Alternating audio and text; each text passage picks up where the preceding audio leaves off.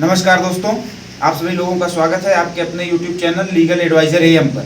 और आज हम लोग एक ऐसी खबर के बारे में चर्चा करेंगे या एक ऐसी जानकारी आप लोगों के साथ साझा करेंगे जिसको जानकर आपके होश उड़ जाएंगे कि किस प्रकार से वर्तमान समय में लोकतंत्र की हत्या करके सरकार बनाई जा रही है और EVM का प्रयोग किस प्रकार से, जिसकी सरकार केंद्र में होती है, वह किस प्रकार से EVM का प्रयोग अपने पक्ष में चुनाव परिणाम लाने के लिए करते हैं।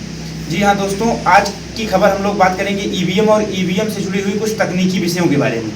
EVM जिसका पूरा नाम इलेक्ट्रॉनिक वोटिंग मशीन है और EVM और वीवीपैट के माध्यम से वर्तमान में लोकसभा और विधानसभा के चुनाव भारत में कराए जा रहे हैं। और हर बार जब भी चुनाव होता है तो धांधली का आरोप जरूर लगता है कि जिसकी सेंट्रल में सरकार है उसने धांधली करते हुए ही इस बार चुनाव संपन्न कराया है और जनता ने उसको मतदान नहीं किया, फिर भी वह जीत गया है। ऐसा हर बार आरोप लगता है। क्या इस आरोप में दम हो सकता है? इस आरोप में कितनी सत्यता हो सकती है? इसके विषय में जानने क्या हमने प्रयास किया तो पता चला कि जो EVM मशीन है, इलेक्ट्रॉनिक वोटिंग मशीन है, उसका निर्माण भारत की जो एक नवरत्न कंपनी है BEL, जिसका नाम है भारत इलेक्ट्रॉनिक्स लिमिटेड, BEL, वही एकमात्र कंपनी है भारत में जो भारत में EVM का निर्माण करती है और निर्माण करके चुनाव के लिए देती है। अब इसकी टेक्निकलिटी के अंदर जब हम लोग गए तो पता चला कि जो BEL कंपनी है, इसके जो सदस्य का पैनल है, जो प्रमोटर्स का पैनल है, उसमें 4 भारतीय जनता पार्टी के प्रमुख लोग हैं जो इस मशीन के डिजाइन होते समय वहां पर उपस्थित रहते हैं। और इस मशीन को फंक्शन करने के लिए जो सबसे आवश्यक चीज़ है कंप्यूटर के माध्यम से, वो होती है सोर्स कोड।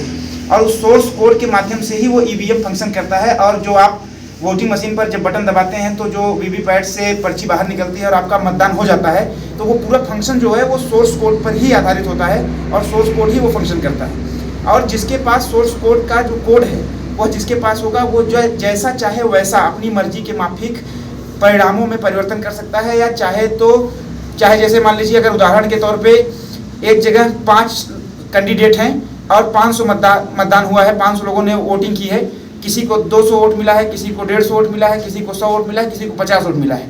अब जिसकी सरकार केंद्र में है या जिसके लोग वहाँ पर EVM के पास बनाने की स्थिति में रहते हैं या वो EVM के डायरेक्टर्स के ग्रुप में है, वो लोग जिसके पास सोर्स कोड है, वो जब चाहें तब जिसको चाहे उसको 500 में से 400 वोट दे सकते हैं, 500 में से 300 वोट दे सकते हैं और बाकी लोगों को जिसकी चाहे उसकी जमानत जब्त कर दें और जिसके साथ चाहें जैसा शुरू कर सकते हैं। बस ये है कि EVM का सोर्स कोड अगर आपके पास है तो EVM से आप अपने मनमाफिक परिणाम ले सकते हैं।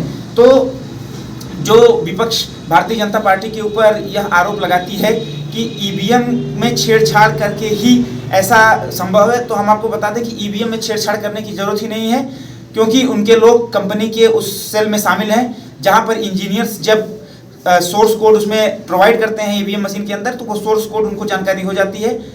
हालांकि यह जो है वह चुनाव आयोग के सदस्यों को भी इस बारे में जानकारी नहीं होती है कि उसका सोर्स कोड क्या है। ये सोर्स कोड केवल उसी को पता होता है जो डिजाइन करते समय वहाँ होता है। और जब चुनाव की मतगणना प्रारंभ होती है तो सोर्स कोड के माध्यम से मनमाफिक परिवर्तन किया जा सकता है। तो आप भी ये समझिए कि सोर्स कोड जिसके पास है वह EVM में अपने मनमाफिक परिणाम ले सकता है। तो अब आप भी समझ सकते हैं कि वर्तमान समय में EVM के माध्यम से भारत में किस प्रकार से सरकारें बनाई जा रही हैं या बिगाड़ी जा रही हैं। धन्यवाद।